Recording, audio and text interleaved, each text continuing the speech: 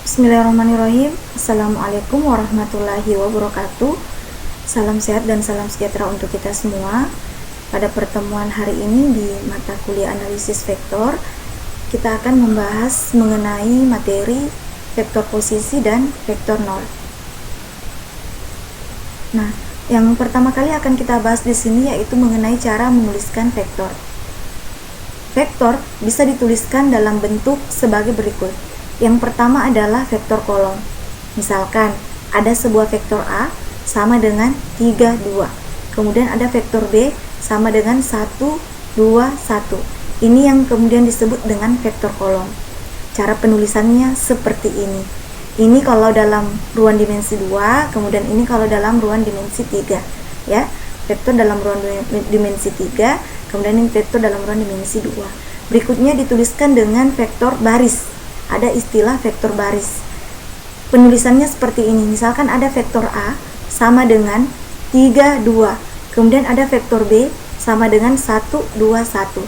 Nah, dari sini kita bisa melihat bagaimana perbedaan cara menuliskan antara vektor kolom dan vektor baris.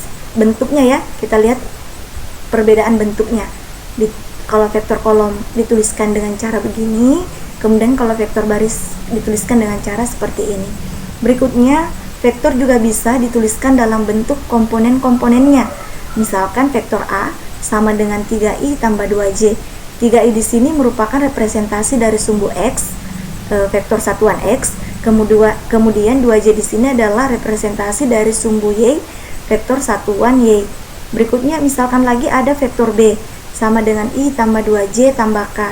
Ini representasi dari sumbu x, ya, vektor satuan x. Ini representasi dari sumbu y, vektor satuan y, dan ini adalah representasi dari sumbu z atau vektor satuan z kalau dalam ruang dimensi 3. Nah, berikutnya kita akan membahas tentang vektor pada bidang. Tadi di sini sudah saya sebutkan bahwa vektor itu bisa dalam ruang dimensi 2, juga dalam ruang dimensi 3. Nah, tapi pada hal ini kita akan membahas tentang vektor pada bidang ruang dimensi 2. Vektor pada bidang disebut juga vektor di R2, yaitu vektor pada ruang 2 dimensi yang diwakili oleh ruas garis berarah. Misalkan kita lihat di sini sebuah bidang kartesius. Di sini ada titik A, kemudian di sini ada titik B. Titik A dengan titik B ini kita hubungkan dalam sebuah ruas garis sehingga membentuk sebuah vektor AB atau kita beri nama dengan vektor U. Di mana vektor ini bergerak ke kanan 2 satuan, ini ya, bergerak ke kanan 2 satuan, kemudian bergerak ke atas ya, bergerak ke atas 3 satuan. Sehingga untuk gambar yang ini kita tuliskan dengan vektor AB atau sama dengan vektor U, sama dengan kalau kita tuliskan dalam bentuk matriks kolom 2, 3, X-nya 2, kemudian Y-nya 3, atau vektor U sama dengan 2, 3 kalau kita tuliskan dalam bentuk vektor baris. Berikutnya kita ke gambar yang kedua. Di sini ada titik C, lalu di sini ada titik D. Kita hubungkan dalam sebuah ruas garis, membentuklah vektor CD atau kita beri nama dengan vektor V. Di mana vektor ini bergerak ke arah kanan 3 satuan, kemudian bergerak ke bawah 1 satuan. Karena dia bergerak ke bawah, maka nanti di sini bernilai negatif. Sehingga bisa kita tuliskan bahwa vektor CD atau sama dengan vektor V itu sama dengan 3, karena X-nya tadi bergerak 3 satuan ke kanan, kemudian yang ini bergerak 1 satuan ke bawah sehingga bernilai negatif 3-1, atau kita tuliskan dalam bentuk matriks baris, vektor V itu adalah 3-1. Lalu pertanyaannya sekarang, bagaimana kalau misalkan vektor-vektornya dulu yang kemudian diketahui, lalu kita gambarkan. Nah, misalkan ada vektor EF sama dengan vektor W sama dengan -3, -2. Ya, jadi kita di sini dalam bidang ini kita tentukan dulu bahwa di sini misalkan ada titik E. Karena kan tadi vektornya adalah vektor EF ya. Maka di sini ya, titik ini bergerak ke kiri 3 satuan ke kiri karena X-nya tadi itu adalah negatif. Supaya dia negatif maka dia bergerak, maka titik E ini harus bergerak ke kiri ya, sebanyak 3 satuan, berarti min 3 ini. Kemudian dilanjutkan dengan bergerak ke bawah 2 satuan, bergerak ke bawah 2 satuan, sehingga kemudian kita di sini tentukan titiknya adalah titik F. Nah, sekarang kita tarik, hubungkan titik E ini dengan titik F ini dalam sebuah ruas garis sehingga membentuk sebuah vektor EF, atau kita beri nama dengan vektor W. Nah, sehingga dari ini, karena kita sudah tadi menentukan bahwa EF atau vektor W atau vektor EF atau vektor W itu adalah min 3 min 2 kalau dalam bentuk matriks kolom, atau vektor W di sini vektor W ya, di sini ada sedikit kesalahan, di sini vektor W maksudnya sama dengan min 3 min 2, sehingga gambarnya seperti ini. Nah, berikutnya kita akan membahas mengenai vektor posisi, di mana vektor posisi itu adalah vektor yang berpangkal di pusat koordinat O 0,0 dan berujung di suatu titik x, y. Kita perhatikan gambar berikut. Di sini ada bidang kartesius ya. Di sini ada sebuah bidang kartesius. Di sini ada titik O yang berpusat di 0,0. Kemudian di sini ada titik A 2,3 ya. Kemudian kita hubungkan titik O ini dengan titik A, sehingga terbentuklah sebuah vektor posisi OA ya, vektor posisi OA, atau kita beri nama dengan vektor posisi A, sehingga kita tuliskan bahwa vektor posisi OA sama dengan vektor posisi A sama dengan 2, 3. Kita tuliskan seperti ini karena di sini tadi koordinatnya adalah 2,3, sehingga kita tuliskan bahwa vektor posisi A atau vektor posisi OA adalah 2, 3. Berikutnya di sini ada ya titik koordinat O 0,0, kemudian ada titik yang lain yaitu B 4,1.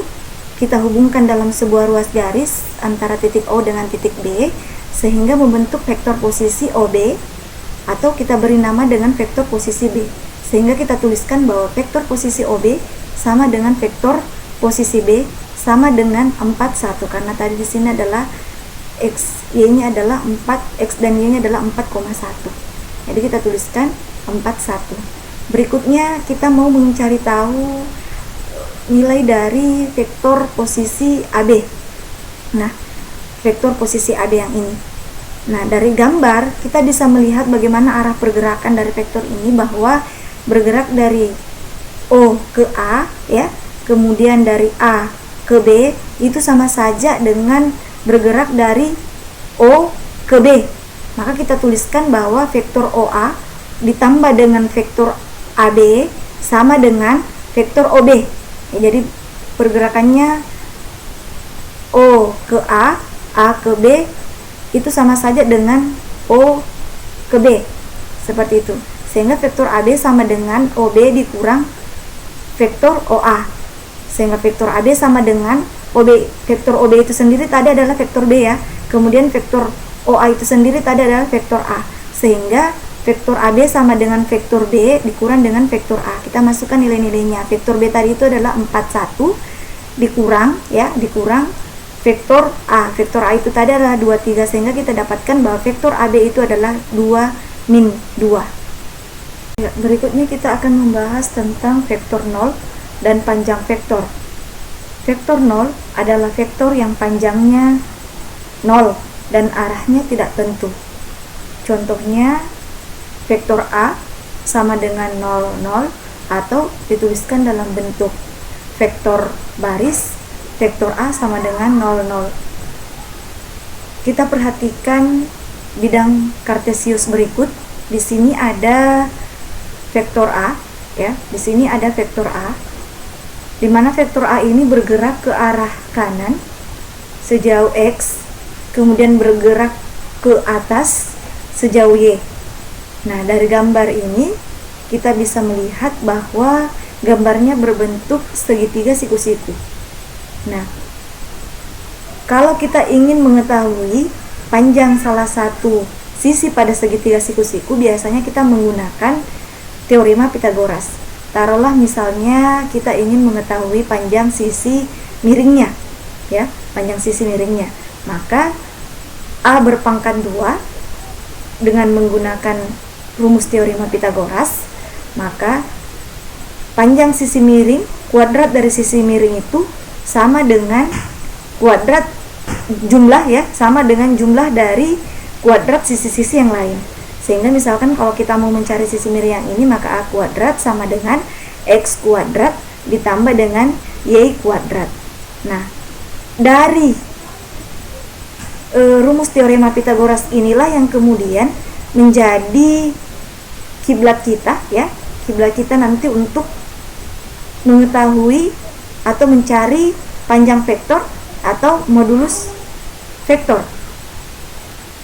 Jika vektor A sama dengan XY ya, untuk menentukan panjang vektor atau modulus sebuah vektor, misalkan jika vektor A sama dengan XY, maka panjang vektor A adalah, kemarin sudah dibahas ya, pertemuan yang lalu sudah dibahas mengenai notasi panjang vektor.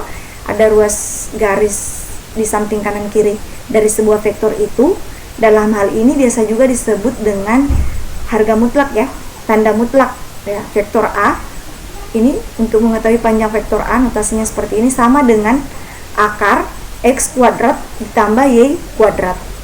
Contohnya, misalkan vektor A itu adalah 0, 0, maka panjang vektor A sama dengan akar 0 kuadrat ditambah 0 kuadrat, itu sama dengan akar 0, sama dengan akar 0 itu sendiri adalah 0. Kemudian kita ambil contoh yang lain. Misalkan vektor B itu sama dengan 3 min 4. Maka panjang vektor B, untuk mencari panjang vektor B sama dengan akar ya, 3 berpangkat 2 ditambah min 4 berpangkat 2 sama dengan akar 9 ditambah 16 sama dengan akar 25 sama dengan 5. Nah, untuk lebih memahamkan kita mengenai materi tentang vektor posisi dan vektor 0, maka kita perhatikan contoh soal berikut. Misalkan diketahui vektor AB sama dengan min 2 min 1, jika koordinat titik A 4, min 3, maka tentukan koordinat titik B.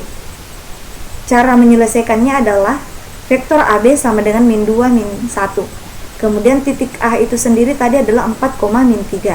Kita tentukan vektor posisi dari titik A ini, maka vektor posisi A sama dengan 4 min 3. Berikutnya, vektor AB sama dengan vektor B dikurang vektor A. Seperti itu tadi konsep pada vektor posisi ya. Vektor B dikurang vektor A, di mana vektor AB ditambah vektor A itu sama dengan vektor B. Penjabaran dari ini ya menjadi seperti ini. Vektor AB ditambah vektor A sama dengan vektor B, atau vektor B sama dengan vektor AB ditambah vektor A.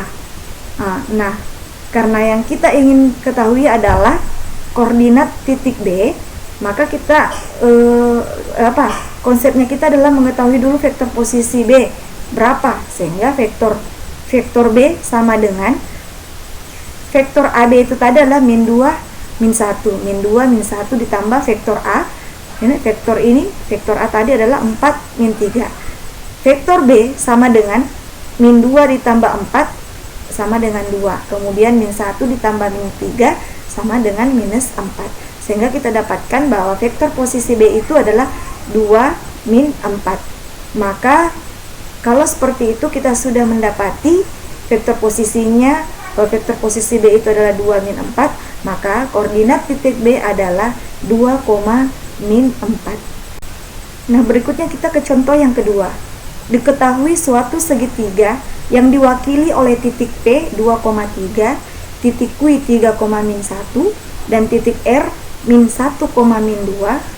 Buktikan bahwa segitiga PQR merupakan segitiga sama kaki. Nah, kita gambarkan dulu segitiga PQR. Nah, yang kita mau buktikan bahwa apakah segitiga PQR ini adalah segitiga sama kaki.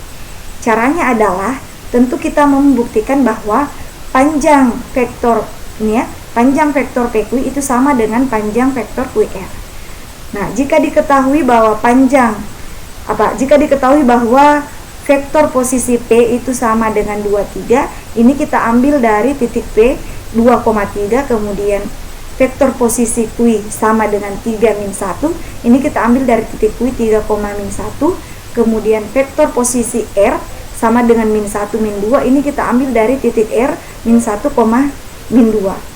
Berikutnya vektor PQ itu sama saja dengan vektor Q dikurang vektor P. Vektor Q nya tadi adalah 3 min 1 dikurang dengan vektor P itu sendiri adalah 2, 3, sehingga didapatkan hasilnya adalah 1 min 4. Jadi vektor PQ itu adalah 1 min 4. Selanjutnya dari sini, karena kita sudah mengetahui vektor PQ itu berapa, ini hasilnya, maka kita ketahui lagi berikutnya adalah yang ingin kita cari adalah panjang dari vektor PQ. Caranya adalah dengan akar 1 berpangkat 2 ditambah dengan min 4 berpangkat 2. Ini kan tadi rumus mencari panjang vektor. Sama dengan akar 1 berpangkat 2 adalah 1 ditambah dengan min 4 berpangkat 2 adalah 16, sehingga akar 1 ditambah 16 sama dengan akar 17. Berikutnya kita cari vektor QR sama dengan vektor R dikurang vektor Q sama dengan vektor R nya tadi adalah min 1 min 2 dikurang vektor Q 3 min 1, diperoleh hasilnya sama dengan min 4 min 1.